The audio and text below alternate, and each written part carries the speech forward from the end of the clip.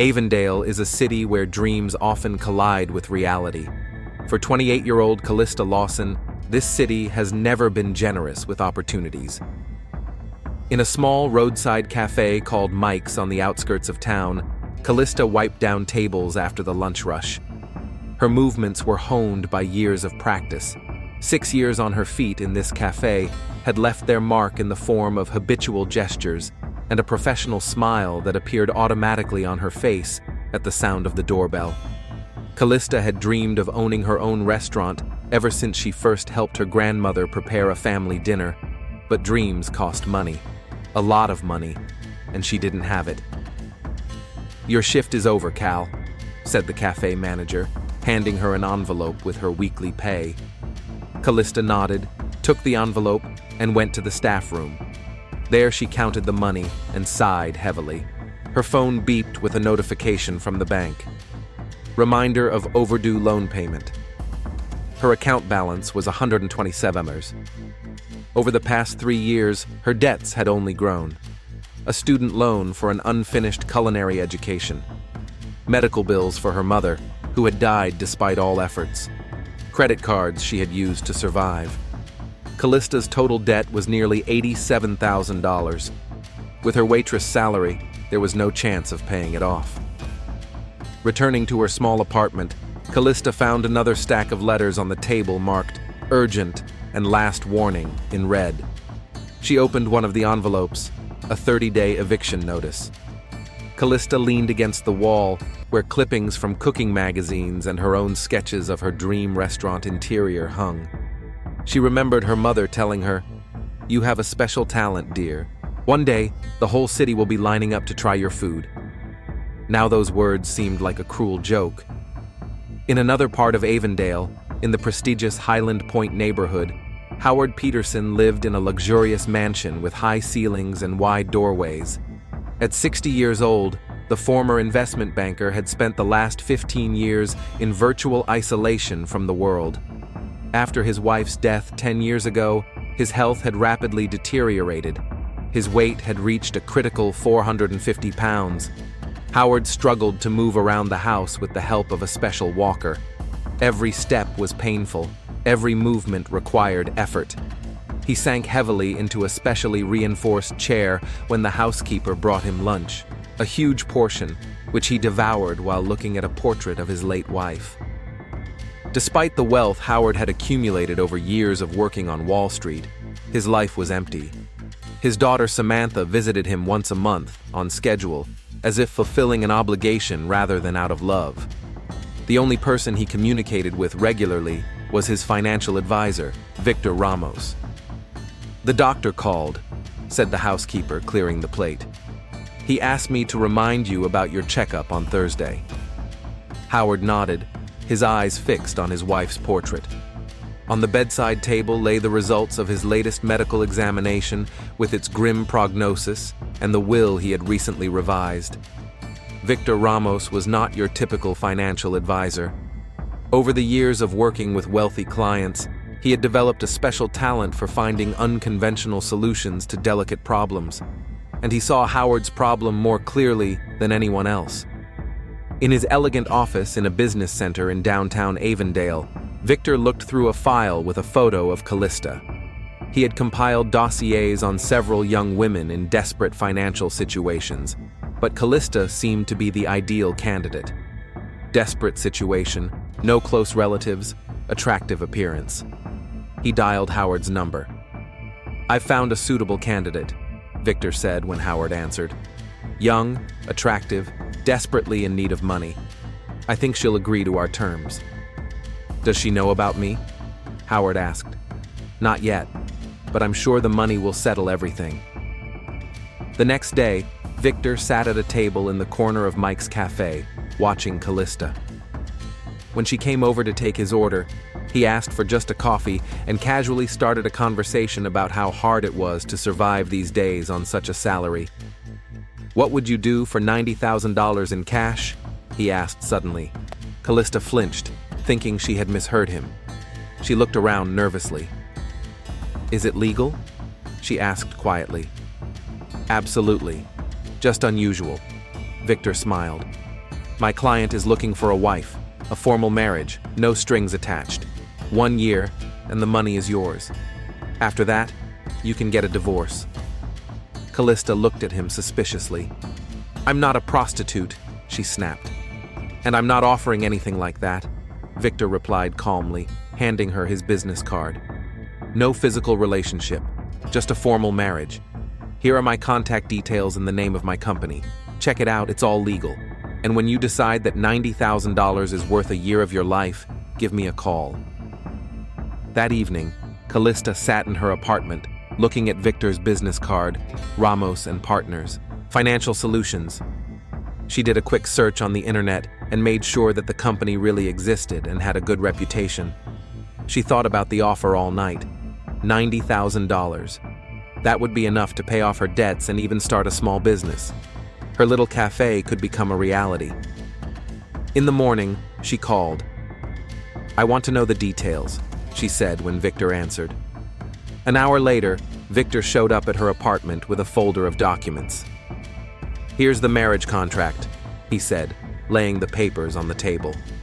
$90,000 in cash immediately after the ceremony. A guarantee of no physical relationship. You must live in your husband's home for 1 year to make the marriage appear real. After 1 year, divorce without any claim to further property. Why does your client want this? Callista asked, looking over the contract. The rich have their quirks, Victor replied evasively. But let me ask you, what alternatives do you have? Callista looked at the stack of debt notices, at the eviction letter. How old is your client? 60, Victor replied. He's a wealthy man, a former banker. He lives a secluded lifestyle. No strange habits, if that's what you're asking. He didn't mention Howard's weight or health problems. At Howard's mansion, Victor showed him a photo of Callista on his tablet. She agreed. I checked her out. No criminal connections, just a young woman in desperate financial straits. Howard stared at Callista's photo for a long time, then looked at the portrait of his late wife. She doesn't know about my health? I didn't go into details, Victor replied. Let's just say she knows the marriage will be a formality. Howard nodded slowly. Prepare the documents, and prepare the girl too. 2 days later, Callista and Victor were sitting in the conference room of a law firm. The prenuptial agreement and other documents lay before them. Here are the main points. Victor pointed to the text. You are marrying Howard Peterson. You agree to live in his house for 1 year. You will receive $90,000 immediately after the ceremony. No marital obligations. After a year, an amicable divorce. Callista read the contract carefully, paying attention to the fine print. What's this? A non-disclosure clause? Standard procedure. My client values privacy. Callista hesitated. Her pen hovered over the signature line. Images flashed before her eyes. Creditors threatening legal action. Her restaurant, which would never open. Her mother, whose medical bills she was still paying. 1 year of my life for a chance to start over. She thought, seems like a fair price. She signed the contract. When will I meet my future husband? Victor smiled. At the pre-wedding dinner, in 3 days. Don't worry, he's interested in making sure everything goes smoothly. Callista left the office with a copy of the contract in her hands. Her feelings were mixed: fear, hope, doubt. But the decision had been made. That day, Callista Lawson had no way of knowing that she had signed more than just a marriage contract. She had signed her death warrant. She had exactly 7 days left to live. 3 days flew by in a blur for Callista.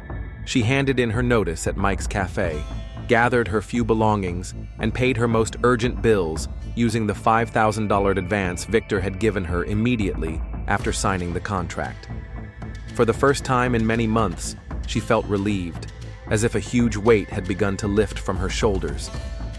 The evening before the pre-wedding dinner, Callista called her only close friend, Jen. I'm getting married, she blurted out as soon as Jen answered. What? To whom? When? You weren't even dating anyone. Jen's confusion was understandable. Howard Peterson. The wedding dinner is tomorrow and the ceremony is in 3 days. Callista paced nervously around the apartment. Peterson? The one? Cal? He's 100 years old and weighs a ton. Callista's heart skipped a beat. Do you know him? Everyone knows him. He's a former banker, a recluse. His wife died many years ago. They say he hasn't left the house since. Callista sank into a chair. Victor hadn't mentioned Howard's weight. But what difference did it make? The marriage would be a sham anyway. Listen, Jen, it's just a deal. I get the money, he gets a wife for appearances. We'll divorce in a year. Are you crazy? This is insane. You don't know anything about him. I know he's rich and willing to pay. I need this money, Jen. It's my only chance. Jen was silent for a few seconds. Does anyone else know? No, and they shouldn't. I signed a non-disclosure agreement. Oh my God, Cal. I'll go with you to this dinner. No, I have to go alone. Then I'll be your bridesmaid, and that's not up for discussion. Callista smiled for the first time in the entire conversation. Thank you. Preparations for the upcoming meeting were also in full swing at Howard Peterson's mansion. The housekeeper and cook had received special instructions. The dining room had been thoroughly cleaned, and Howard himself, with the help of his personal assistant, was trying on a suit specially tailored for the occasion. Are you sure this is a good idea? Samantha asked, watching the preparations. She had come as soon as Howard told her about the upcoming wedding. It doesn't feel right. Howard sank heavily into an armchair. Even the simple act of changing clothes had exhausted him. I've made up my mind, Samantha. But marrying a girl who could be your daughter, who is obviously marrying you for your money. Why else would anyone marry me? Howard smiled bitterly. Look at me. I'm a wreck.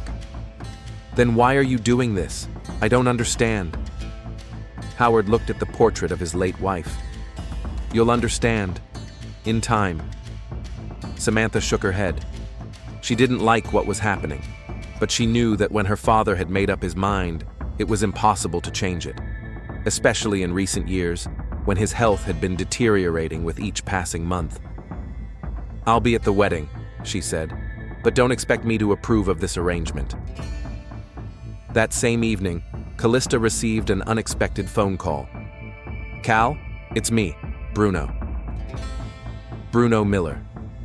Her ex. The one she had been with for almost 3 years before he got a promotion and moved to downtown Avondale, where he quickly found himself a new girlfriend from the right circle. How did you get my number? She asked coldly. Jen said you're getting married to Howard Peterson. Is that true? Callista cursed silently. Jen wasn't supposed to tell anyone. None of your business, she snapped. Listen, I know something about him. We sold his house in Beverly Hills when he moved to Avondale. There's something you need to know. I'm busy, Bruno. I have an important evening tomorrow. Cal, please, let's meet. It won't take long. Something in his voice made her agree. They met in a small park near her apartment. Bruno looked good. Expensive suit, stylish haircut, a watch that probably cost more than she earned in a year. You look good, he began awkwardly. What did you want to say about Howard? Callista was not in the mood for small talk.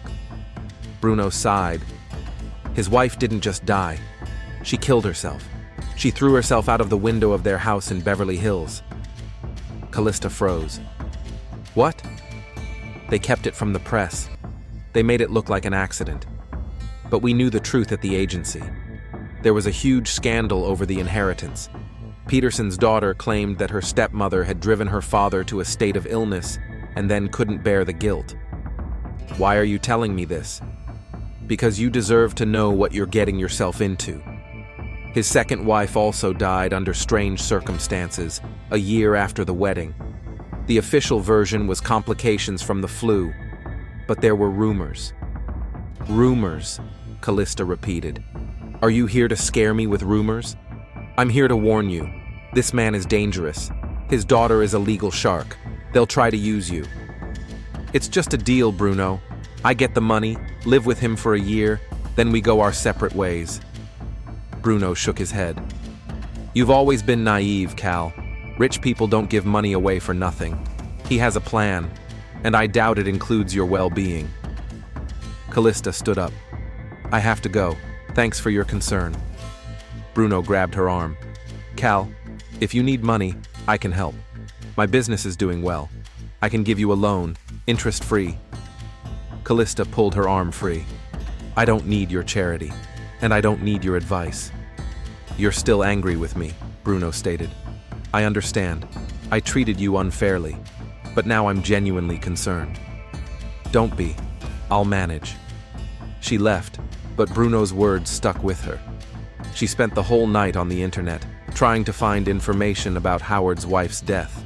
But, as Bruno had said, the official version was that it was an accident. There was no hint of suicide. There was even less information about the second wife, just a brief mention of a short illness.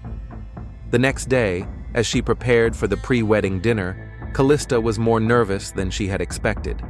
She put on her only decent dress, dark blue with long sleeves, bought on sale 2 years ago for a job interview she never got. Victor picked her up at 7 sharp. Ready to meet your future husband? He smiled, opening the car door for her. No, Callista replied honestly, but I don't have a choice. Howard's house was impressive in size and architecture, a stately colonial-style mansion with columns and a wide driveway. Inside, Callista was struck by the spacious corridors and wide doorways. Everything had clearly been rebuilt for a person with special needs. Howard was waiting for her in the dining room. When Callista entered, he tried to stand up, leaning on his walker, but the movement was difficult for him. She saw her future husband for the first time, a heavy man with a puffy face and labored breathing. Despite his size, she saw intelligence and a kind of hidden sadness in his eyes. Callista. His voice was surprisingly melodious. Thank you for agreeing to this unusual arrangement. She didn't know how to respond. Up close, Howard looked much older than his 60 years. Illness had aged him prematurely. Did Victor explain the terms? Howard asked when they sat down at the table. He was sitting in a specially reinforced chair that could support his weight. Yes, Callista nodded. A fictitious marriage for a year. I get the money. You get the appearance of family life. Exactly. No obligations except to live here and create the illusion of marriage for those around us. Why are you doing this? Howard looked at her for a long time before answering. Everyone has their reasons, Callista. Maybe loneliness is worse than you think. Maybe I just need someone to leave what I've accumulated to. You have a daughter. Howard grimaced. Yes. Samantha and I have a complicated relationship. Dinner was tense. Howard asked Callista about her life and seemed genuinely interested in her dreams of owning a restaurant. She, in turn, learned about his past on Wall Street and the collection of rare books he had been gathering for 30 years. During dessert, Howard suddenly asked, "Are you afraid of me, Callista?" She looked up at him. No. Why should I be? Because I'm not the most pleasant sight. Because you know almost nothing about me. Because in fairy tales, rich old men who lure young girls into their castles rarely turn out to be kind wizards. Callista smiled for the first time that evening. I don't believe in fairy tales, Mr. Peterson, and I don't think you're a villain, just a man offering a mutually beneficial deal. Howard nodded. Fine, then we won't have any problems. 2 days later, the ceremony took place, a modest affair, attended by a minimum number of witnesses. On Callista's side was only Jen, who tried until the last moment to dissuade her friend from making the biggest mistake of her life. On Howard's side were Samantha and Victor. Samantha gave Callista a cold nod when they met. Her gaze was one of open contempt.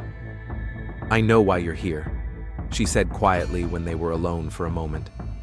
Don't think you'll get a cent more than the agreed amount. I'm not counting on it, Callista replied calmly. It's just a deal. For you, yes. For my father, it's more complicated. He's sicker than he seems. Don't play with his feelings. What feelings? We barely know each other." Samantha smiled bitterly. "He's a romantic. He always has been. Why do you think he chose you out of all the candidates Victor found? You look like his first wife, my mother." Callista felt a chill run down her spine. She hadn't seen any photos of Howard's first wife, but Samantha's words made her wonder. The ceremony was short. Howard had difficulty standing, leaning on his walker. When the judge declared them husband and wife, Callista expected a formal handshake, but Howard unexpectedly leaned over and kissed her lightly on the cheek. His lips were dry and hot. After the ceremony, they returned to the mansion, where a small reception had been prepared. Howard looked tired and soon excused himself, citing illness. Callista was left alone with Victor. "Here," he handed her an envelope. 90,000, as agreed. Callista took the envelope, feeling the weight of the cash. "Everything went smoothly," Victor remarked. "Yes," she replied absently, thinking about Samantha's words. "Victor, why did Howard choose me? Because of my appearance? Do I look like his first wife?" Victor paused, then shrugged. "We all have our preferences, Callista. The important thing is that the deal went through, and now you're Mrs. Peterson, at least for the next year." That evening, Callista settled into a spacious guest room in the east wing of the house. Howard occupied a specially equipped bedroom in the west wing. The distance between them was symbolic. They remained as distant from each other as ever, despite the stamp in their passports. Before going to bed, Callista counted the money and hid the envelope in her suitcase. $90,000, freedom from debt, and a chance for a new life. The price was just 1 year with a man who didn't seem to want to harm her. But as she fell asleep in the unaccustomed luxury of the bed, she couldn't shake an unpleasant feeling. Bruno's words about strange deaths, Samantha's contemptuous glance, Howard's unexpected confession about loneliness. Something about all this didn't add up. Callista's first morning as Mrs. Peterson began with the sound of voices outside her door. She slowly opened her eyes, disoriented by the luxury of the unfamiliar room. The ceiling moldings, silk curtains, antique furniture, it was all so different from her modest apartment. For a few seconds, Callista thought she was dreaming, until reality hit her with full force. She was married, to a man she barely knew. Throwing on the robe that had been thoughtfully left in the dressing room, Callista approached the door and listened. The voices became clearer, a woman's, sharp, and a man's, calm, but with a hint of irritation. Samantha and Howard. "You have no right. It's our family inheritance. You can't just rewrite the will." "I can dispose of my property as I see fit, Samantha. We've already discussed this." "She married you for money. Can't you see that?" "Of course I can. So what? I get what I need. She gets what she needs." "What about me? Mom wanted the house to stay in the family." "The house will stay in the family. Callista is my family now." There was the sound of breaking glass, then footsteps. Howard's heavy and slow, Samantha's quick and angry. Callista quickly moved away from the door when she realized the footsteps were getting closer. A second later, there was a sharp knock. "I know you're not asleep." Samantha's voice was dripping with venom. "Open up." Callista took a deep breath and opened the door. Samantha stood before her, perfect business suit, flawless makeup, a folder of documents in her hands. "Good morning," Callista said as calmly as she could. "Nothing's good," Samantha snapped, pushing her way into the room. "I need to clarify something. I understand that you signed a contract for a sham marriage, and unfortunately, it's legal. But if you think you can claim my father's inheritance—" "I'm not claiming anything except the agreed-upon amount," Callista interrupted. "That's what they all say," Samantha smiled. "And then suddenly it turns out that the elderly husband has changed his will. Believe me, I've seen enough cases like this.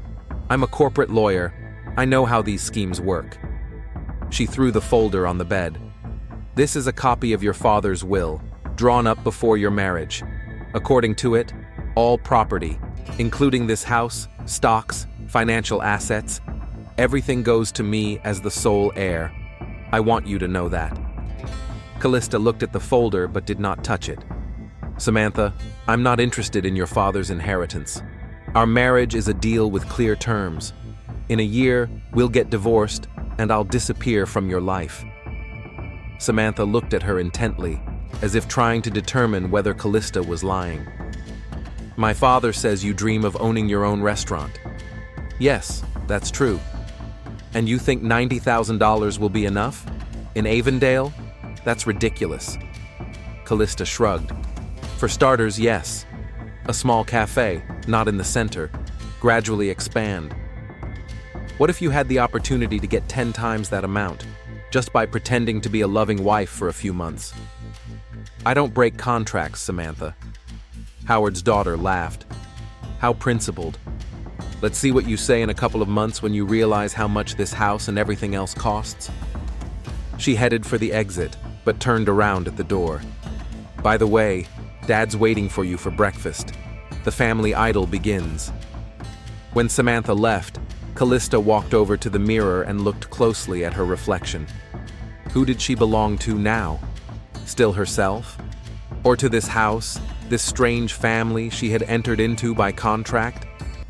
Half an hour later, after showering and putting on jeans and a sweater, the most ordinary clothes, emphasizing the informality of her situation, Callista went down to the dining room.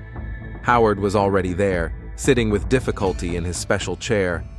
In front of him was a plate of fruit and oatmeal, clearly a diet breakfast. Good morning, Callista. His voice sounded tired. I hope you slept well? Thank you, yes. She sat down opposite him. I overheard your conversation with Samantha. I'm sorry. Howard sighed. Don't apologize. Samantha is too used to controlling my life. After the death of Eleanor, my second wife, she took over everything. My treatment, my diet, my schedule. But she forgets that it's still my life. The housekeeper brought coffee and offered Callista the breakfast menu. After they ordered, an awkward silence fell. It must be strange to wake up in a strange house married to a stranger, Howard finally said. A little, Callista admitted. But I knew what I was getting into. Did you? He looked at her intently. Samantha thinks you came for the inheritance. I came for what was in the contract, nothing more. Howard studied her face for a long time, then nodded. I believe you, and I want you to know something. Yesterday, I did change the will. Callista's heart skipped a beat. No, not the way Samantha thinks, he added, noticing her reaction. I included a clause about financing your restaurant. If something happens to me during our marriage year, you'll receive not only the agreed amount, but also startup capital for the business, about $500,000. Callista dropped her fork. Why? Because I can, Howard replied simply. And because I want you to know that I appreciate what you do, even if it's just a deal. After breakfast, Callista went up to her room, feeling stunned.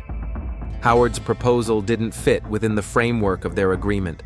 It changed the dynamics, adding a new, unexpected layer to their relationship.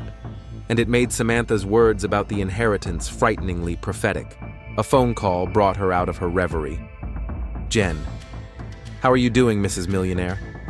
Her friend's voice sounded alarmed, despite the joking tone. Weird, Callista replied honestly. The house is huge. Samantha hates me. Howard is unexpectedly generous. Generous? In what way? Callista told her about the new clause in the will. God, Cal, that sounds creepy. Jen's voice was genuinely alarmed. It's like he's anticipating his own death, or planning it. Don't be silly. He just likes giving gifts. Maybe it's a test? Maybe he told you about the will on purpose to see how you'd react. To see if you'd try to, well, you know. Kill him for the money? Callista laughed nervously. Jen, you've been watching too many crime dramas. Has Bruno called? No, thank God. He came to see me yesterday. He asked how to contact you. He seems genuinely concerned. Tell him to stay out of my life, Callista snapped. Listen, I have to go, I'll call you later. After hanging up, Callista walked over to the window. Her room overlooked a well-kept garden and a small lake at the back of the property. She noticed Samantha walking down the path with her phone to her ear, gesturing animatedly. Even from a distance, it was clear that she was upset or angry. The day passed in a tense acquaintance with the house and its inhabitants. Callista learned that, in addition to Martha, the housekeeper who came every day, Howard's staff included a gardener, a driver, and a nurse who came 3 times a week. The nurse only appeared during flare-ups, which, according to Martha, were becoming more frequent. "Mr. Howard is very ill," the housekeeper said quietly, as she showed Callista where the towels were kept. "The doctors say his heart may not be able to withstand such weight. Miss Samantha is doing everything she can, but he is so stubborn. He refuses to have stomach reduction surgery." "Why?" Callista asked. "He says he's afraid of anesthesia. Ever since Mrs. Eleanor died from complications after surgery, he's been terrified of hospitals." Callista remembered Bruno's words about the strange circumstances surrounding the death of Howard's second wife. "Complications after the flu," he said. But Martha mentioned surgery. Is one of them mistaken or lying? By evening, Callista felt emotionally drained. The house was too big, with too many doors hiding other people's stories and secrets. She regretted agreeing to this marriage. Suddenly, $90,000 seemed like insufficient compensation for plunging into this world of unspoken words and hidden hostility. Samantha did not show up for dinner. Howard and Callista ate in an uncomfortable silence, occasionally broken by formal questions about comfort and plans for tomorrow. "I think we need to throw a party," Howard said suddenly, "to introduce you to our friends and acquaintances." "I get the impression that you lead a rather reclusive lifestyle," Callista remarked. "That's true, but people need to see my new wife. Otherwise, what's the point of all this?" He smiled faintly, but his eyes remained serious. "By the way, Victor is coming tomorrow. We need to discuss some details of our agreement." "What details?" "I thought everything had already been agreed upon." "Some financial aspects." After dinner, Howard retired to his room, citing fatigue. Callista was left alone in the huge house, where every shadow seemed hostile and every creak of the floorboards a warning. She decided to go out into the garden to clear her head. The night air was cool, smelling of jasmine and damp earth. Callista was slowly walking along the path lit by garden lanterns when she noticed a light in the gazebo by the lake. Someone was there. As she got closer, she recognized Samantha's silhouette. Howard's daughter was sitting on a bench, staring at the water and smoking. An almost empty bottle of wine stood next to her. Callista wanted to leave unnoticed, but Samantha suddenly turned her head. "Ah, the new Mrs. Peterson." Her voice was slightly slurred from alcohol. "Join me. Let's celebrate the collapse of my hopes." "I didn't mean to interrupt," Callista began. "Too late," Samantha laughed hoarsely. "You've already interfered in everything." Callista reluctantly sat down at the opposite end of the bench. "You know, he's always been like that," Samantha said suddenly, taking a swig straight from the bottle. "Impulsive, romantic. He met my mother and proposed a week later. Her death destroyed him. And then Eleanor came along, beautiful, smart, young. He thought it was a second chance." "What happened to her?"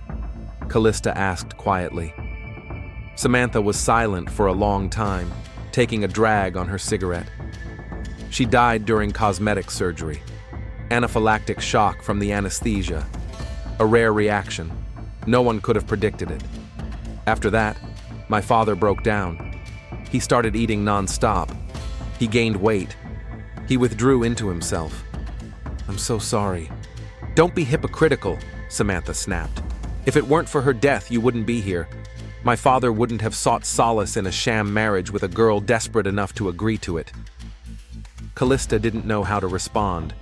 They sat in silence, staring at the dark water. "I've changed my opinion of you," Samantha said suddenly. "I thought you were a gold digger." But now I see you're just a foolish girl who doesn't understand what she's gotten herself into." "What do you mean?" Samantha turned to her, and Callista saw real fear in her eyes. "Did Father say he changed the will?" "Yes. He shouldn't have done that.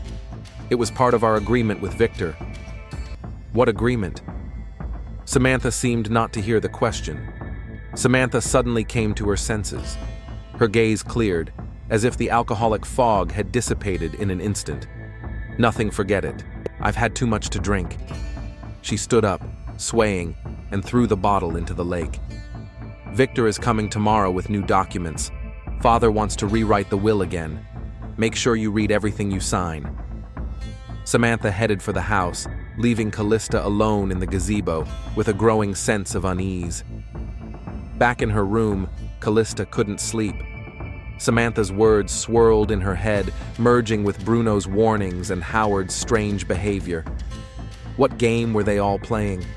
And what role had they assigned her? She took out her phone and dialed Bruno's number, but at the last moment, she canceled the call.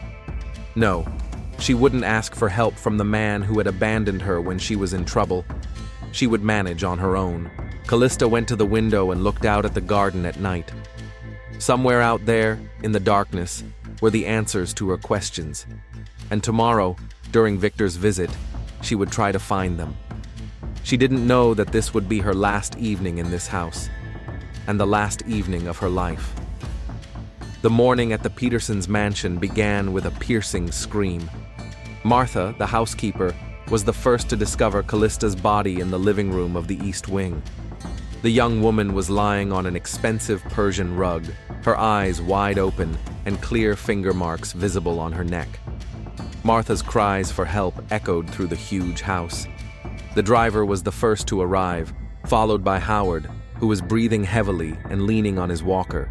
At the sight of his young wife's body, he froze, his face turned pale blue, and he slumped heavily into the nearest chair, barely managing to mumble a request to call an ambulance and the police. Samantha was the last to arrive. She ran into the room with the phone in her hand, already dialing 911. Seeing Callista, she froze for a moment, then continued her conversation with the dispatcher, clearly and precisely giving the address and describing the situation. 20 minutes later, the house was filled with police and medics. Paramedics confirmed the death of Callista Peterson, which, according to preliminary estimates, had occurred about 6 hours earlier. The cause was suffocation. Detective Mark Diaz arrived at the scene 40 minutes after the call. While his team cordoned off the crime scene with yellow tape, he looked around at the people gathered there.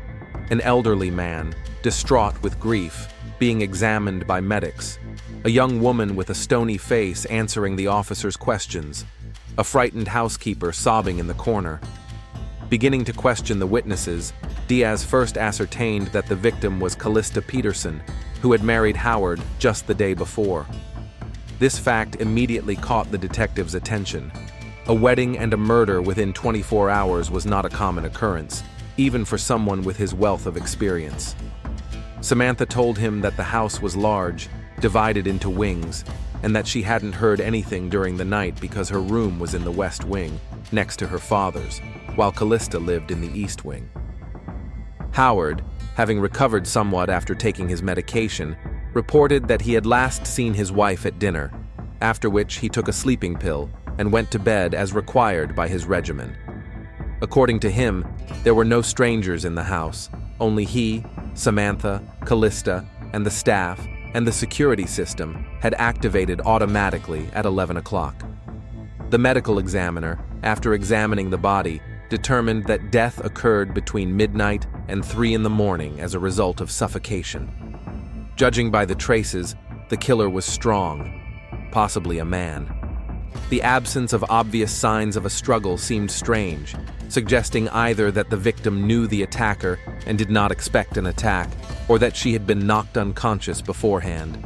Forensic experts found traces of a sleeping pill, presumably Rohypnol or a similar substance, in the glasses on the table. The door to the room was unlocked, and there were no signs of forced entry. The situation was complicated by the arrival of Victor Ramos, Howard's financial advisor, who, according to Samantha, was supposed to come today to discuss changes to the will. Shocked by what was happening, Victor admitted that he had arranged for Callista and Howard to meet, but denied any knowledge of changes to the will, although his gestures and facial expressions betrayed his lies. During questioning, Victor confirmed that the marriage was essentially a business arrangement. Callista received $90,000 per year for the formal marriage. When asked about his whereabouts the previous night, he said he was home alone, and no one could confirm his alibi. Meanwhile, forensic experts found an envelope with $90,000 in Callista's room. The untouched amount ruled out robbery as a motive. The victim's phone showed that her last call was made at 11:17 p.m. to someone named Bruno Miller, and the conversation lasted 12 minutes. Bruno, who was urgently brought in for questioning, turned out to be Callista's ex-boyfriend. He seemed genuinely shocked by her death and said that he had warned her about the danger. According to him, Howard Peterson's wives had suffered misfortunes. The first threw herself out of a window, and the second died under strange circumstances. He learned this information while working at the real estate agency that sold the Petersons' house in Beverly Hills. Bruno reported that in their last conversation, Callista had complained about Samantha's strange behavior, mentioning some kind of plan, and about Howard's unexpected decision to change his will in Callista's favor. He suggested that she leave, but she refused, deciding to find out what was going on first. Bruno backed up his alibi with testimony from the bride with whom he had spent the night. By evening, the investigation had the following facts. Callista Peterson was killed between midnight and 3 a.m. by strangulation after a sleeping pill was slipped into her wine. Samantha Peterson's fingerprints were found on her glass. On the second day of the marriage, Howard Peterson changed his will in favor of his new wife, which gave several people a motive for murder. Victor Ramos arranged the marriage and was supposed to come with new documents, which indicated his involvement in financial fraud. Bruno Miller, Callista's ex-boyfriend, was the last person to speak with her. None of the suspects had a perfect alibi. A new twist in the investigation occurred when an officer informed Diaz about an audio recording of an evening conversation with Samantha found on Callista's phone. On the recording, through the noise of the wind and leaves, Samantha could be heard talking about some agreement with Victor that had been broken by the change in the will, and about her guilt if anything happened to Callista. When Samantha was called in for further questioning and heard about the recording, she initially tried to deny its significance, but then admitted that Victor had proposed a plan to protect Howard's assets through a fictitious marriage to a woman with whom it would be possible to conclude favorable divorce terms in a year. The change in the will violated their agreement. However, Samantha categorically denied any involvement in the murder, explaining that her fingerprints were on the glass because she had brought Callista wine during their conversation in the gazebo. The situation became more complicated when the medical examiner reported the preliminary results. Traces of a powerful poison were found in the victim's body, which would have killed her within a day. Strangulation only accelerated the process. This meant that either the same person used two methods of murder or two different people acted with the same goal. In search of additional information, Diaz searched Howard's safe and found a letter written by hand a week earlier. In it, Howard admitted that doctors had given him no more than 3 to 6 months to live, and wrote about his loneliness, his strained relationship with his daughter, his fear of dying alone, and his plan to find a woman who would brighten his last months, even if it meant paying her. During a subsequent conversation, Howard said that he had indeed changed his will in favor of Callista the day before, and that today, Victor was supposed to bring new documents to increase the amount from $500,000 to $5 million, as well as include a share in the company. Howard attributed his generosity to Callista's kindness, who, unlike others, did not look at him with disgust. According to him, Samantha did not know about these plans. Only Victor did. Forensic investigators found a key piece of evidence behind the sofa in the living room where the murder took place: a silver cufflink with the initials VR. Tests confirmed that Victor Ramos often wore cufflinks. and microparticles characteristic of the brand of suit he was wearing today were found on the carpet. Diaz obtained additional information from Martha, the housekeeper who had worked in the house for 15 years. She said that after the death of Howard's second wife, Eleanor, allegedly from complications after the flu, there were rumors that she had been helped to pass away. After her death, Victor became a frequent guest in the house, and Samantha calmed down noticeably, as she had been very jealous of her father's stepmother. Diaz was faced with a complex picture of possible motives. Howard may have wanted to get rid of his wife so as not to have to share his inheritance, knowing that he was dying. Samantha may have feared losing control over her father and his fortune. Victor may have seen a threat to his financial plan. Or perhaps there was someone else whose motives have not yet been revealed. Key questions remained unanswered. Who poisoned Callista and who strangled her? Was it one person, or did different people act together? What was the true content of the agreement between Victor and Samantha? And were the deaths of Howard's previous wives really accidental? The second day of the investigation began for Detective Diaz with a visit to Victor Ramos's office. Ramos and Associates was located in the prestigious Avondale Business Center. Victor's assistant, an elegant middle-aged woman, said that Mr. Ramos had not shown up today and was not answering his phone. After obtaining a search warrant, Diaz and his team began examining the financial advisor's documents and computer. Among the papers, they found a folder marked P Special Project, which contained information about Howard Peterson's financial transactions over the past 10 years. It's strange that all the documents on Peterson are kept separately and with such secrecy, Diaz remarked to his assistant as he leafed through the papers. The folder contained copies of insurance policies in the name of Eleanor Peterson, Howard's second wife, with a death benefit of $5 million. The beneficiary was not Howard, but an offshore company called Atlantic Ventures. A quick query to financial intelligence confirmed Diaz's suspicions. Atlantic Ventures was linked to Victor Ramos through a chain of front men. He got the money from his second wife's insurance, Diaz muttered. I wonder how deep this rabbit hole goes. In Victor's email, the team found correspondence with a Dr. Martinez, dated shortly before Eleanor's death. Martinez had advised on the safe dosage of a drug that could cause symptoms similar to complications from the flu. The puzzle was starting to come together. Diaz requested an arrest warrant for Victor Ramos on suspicion of Callista's murder and possible involvement in Eleanor Peterson's death. Returning to the Peterson mansion, the detective discovered that Howard had taken a turn for the worse and had been taken to the hospital. Samantha was there, at her father's bedside. Diaz headed to the hospital, pondering the information he had received on the way. Bruno Miller met him in the hospital corridor. "Detective, I have something to tell you," he began excitedly. "Yesterday, I didn't tell you everything about my conversation with Callista. She mentioned a strange detail. Howard was going to change his will, but Victor didn't seem to know about it. She said that Victor was supposed to bring some documents, but Howard was planning a surprise for him, to appoint Callista as director of his charitable foundation with an annual budget of tens of millions. Why didn't you mention this yesterday? I wasn't sure it was important, but when I found out Victor was missing..."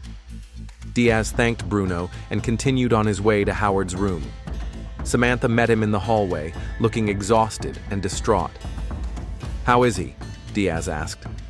"Stable, but weak. The doctors say the shock of Callista's death may have accelerated the process. Miss Peterson, I need to ask you a few questions about Victor Ramos. How well do you know him?" Samantha hesitated. "He's been working with my father for 10 years. After Eleanor died, he became closer to our family." "Closer to you personally?" Samantha's cheeks flushed slightly. "We had a relationship. Not long.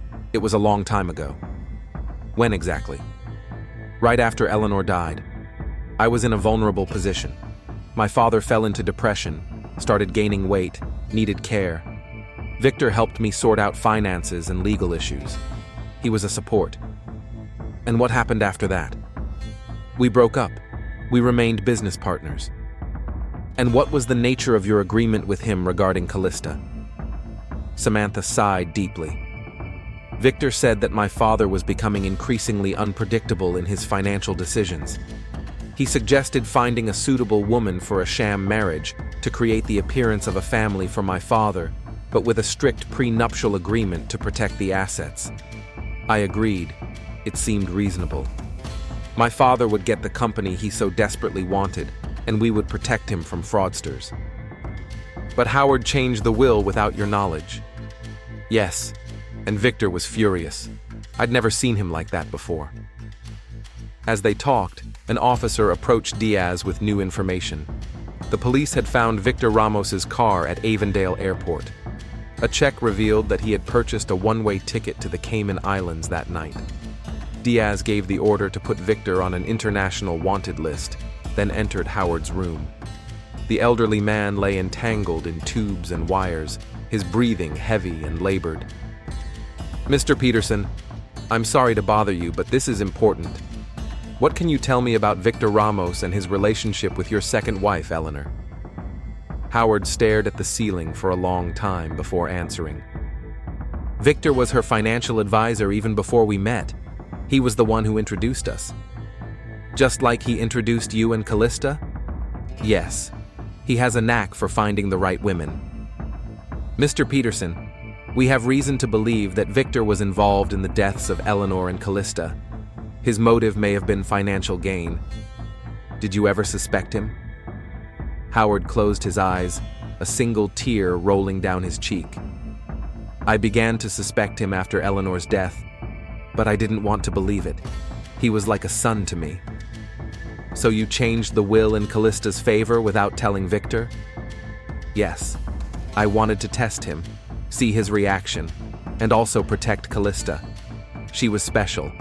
She reminded me of my first wife, the kindness in her eyes. When Diaz left the room, new information awaited him. The examination had determined the type of poison found in Callista's body.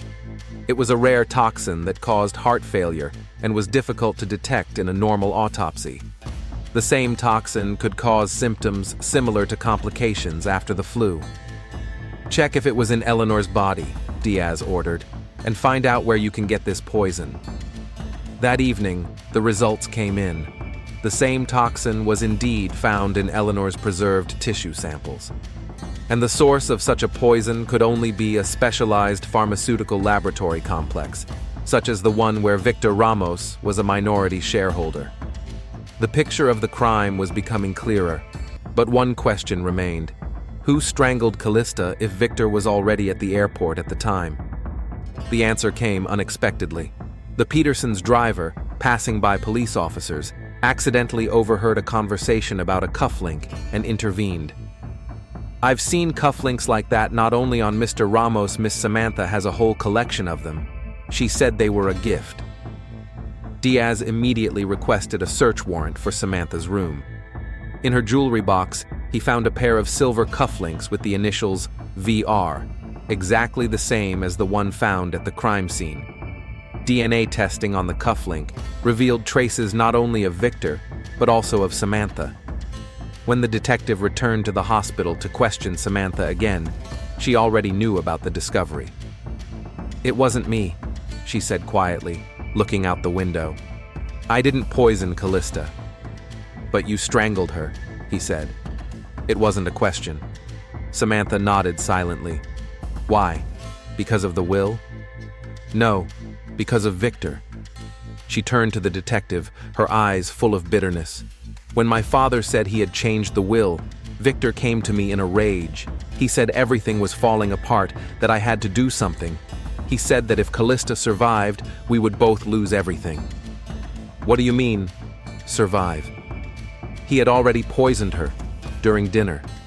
But the poison was slow-acting, and if she had managed to tell anyone about the new will and the foundation my father wanted to make her director of, Victor would have lost everything, and so would I.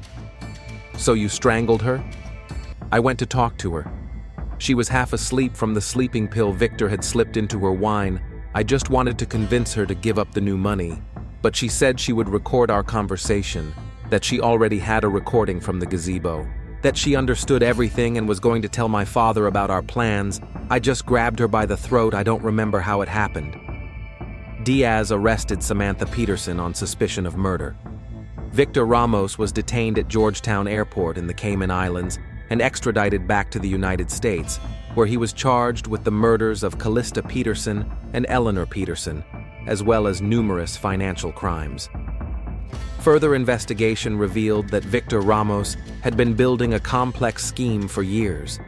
He would find wealthy, single men, help them meet the perfect woman, arrange the marriage, and then arrange for the wife's death in order to gain financial benefit. Eleanor was his accomplice, but when she decided to stay with Howard, Victor got rid of her. Callista was to be the next victim in this scheme. Samantha, who was initially unaware of Victor's criminal plans, gradually became involved in his schemes, especially after they began their affair. By the time she realized the extent of his crimes, it was too late. She had become an accomplice. Howard Peterson died 2 weeks after the case was uncovered. In his last will and testament, written the day before his death, he left most of his fortune to a charitable foundation for victims of domestic violence, naming it after Callista. Bruno Miller, feeling guilty for not being able to save Callista, became an active supporter of the fund, using his connections in real estate to help women in difficult life situations. At the trial, Victor Ramos tried to shift all the blame onto Samantha, claiming that she had planned the murders out of greed, but the evidence against him was irrefutable. He was sentenced to life in prison without the possibility of parole. Samantha Peterson pleaded guilty to manslaughter, explaining that she had acted in the heat of the moment. The court sentenced her to 15 years in prison. The Petersons' house in Avondale stood empty for a long time. Local residents avoided it, telling stories about a curse that haunted anyone who entered its roof. 3 years later, the building was demolished, and a park in memory of victims of domestic violence was built in its place. But many in Avondale still remember the story of a young woman who married an elderly millionaire for money and was found dead 24 hours later. A story that began as a deal and ended in tragedy.